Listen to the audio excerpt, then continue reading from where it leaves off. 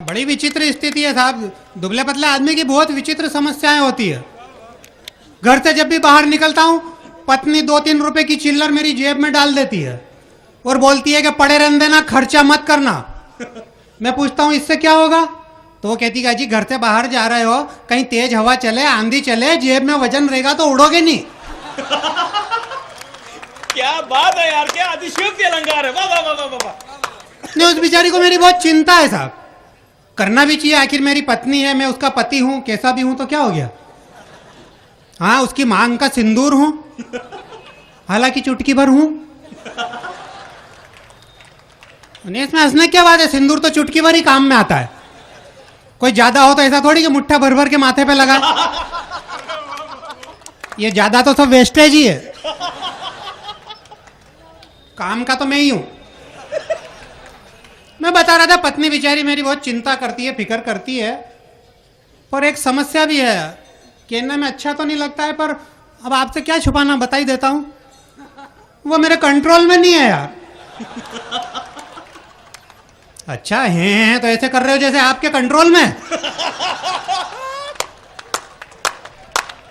तो कमाल है भैया, हर लाइन में ठाक है इसके तो। नहीं, अब ज्यादा अक्कल नहीं है, पर इतना तो समझो कि पत्नियां किसी के भी कंट्रोल में नहीं रहती है। जो पति पे तनी रहे वही तो पत्नी। अब पत्नी बेचारी मेरी जो चिंता करती है अच्छी है, वो कभी कभी मेरे से प्रेम भी करती है।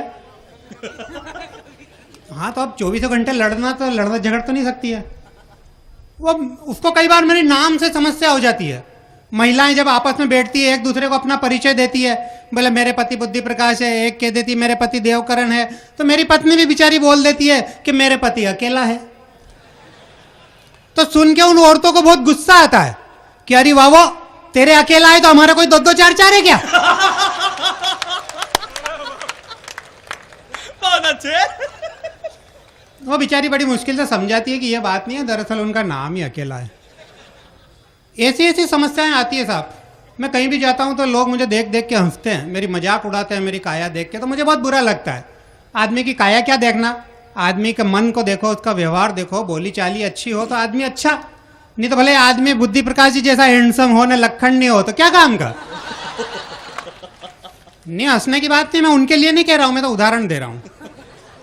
हाँ, गलत जगह आप हंस देते हो तो आपका तो मनोरंजन हो जाता है, मेरी मुसीबत हो जाती है। मैं पहले जवानी में कहीं भी जाता था तो लड़कियां मेरे को बहुत घूर घूर के देखती है। ओहो। क्यों, देख भी नहीं सकती है क्या।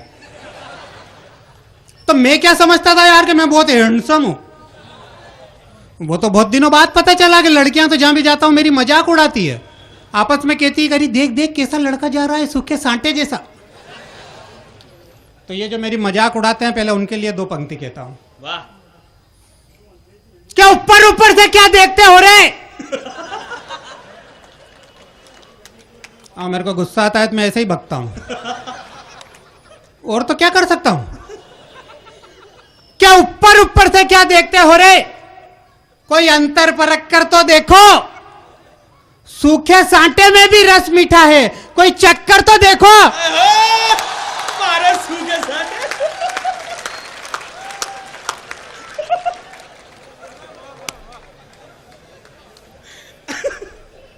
पप्पू पास हो गया। ये दरअसल क्या है कि दुबले पतले आदमी की एक पीड़ा थी, मैंने आपको बताई, पर लोग तो साहब दिखावे पर ही ध्यान देते हैं, देख के ही इंप्रेशन पड़ता है। मेरे को तो अभी यहाँ हार माला पहना रहे थे तो पट्टे फोटो वाले फोटो ही नहीं खींच रहे थे। बोले ये कोई कवि है, हाथ में हाथ नहीं, पाँव में पाँव नहीं, इसका क्या फोटो खींचना, रील बिगाड़ना। अभी मैं बहुत लंबी यात्रा करके आया भाई साहब, भीलवाड़ा बस स्टैंड पे उतरा, मुझे भूख लग रही थी यार, मैंने कहा चलो कुछ खा पी लेते हैं फिर चलते हैं। तो एक जगह गरम गरम समोसे बन रहे थे, मैंने दुकानदार से कहा भैया एक समोसा देना। तो दुकानदार ने मेरे को ऊपर से नीचे तक देखा और फिर बोला कि पूरा दे दूं क्या। और मैंने कहा यार पूरा दे दूं का क्या मतलब, क्या समोसे भी टुकड़े कर करके बेचता है क्या। वो बोला नहीं, टुकड़े कर करके तो नहीं बेचता हूं, पर मुझे लगता है आपसे पूरा उठेगा नहीं। तो लोग मेरी काया देखकर ऐसे अंदाज लगा लेते हैं कि ये किसी काम का ही नहीं है, पर ऐसी बात नहीं है भाई साहब। अभी जैसे यहाँ माइक पे आया, जैसे ही खड़ा हुआ तो सब लोग हंसने लगे जैसे आपके सामने कोई कार्टून आ गया हो। अब बताओ बुद्धि भैया, मैं कोई कार्टून जैसा दिखता हूँ क्या? नहीं जी। हाँ, ये भी कह रहे हैं कि नहीं जी, जैसे मैंने तो कभी आईने में देखा ही नहीं होगा।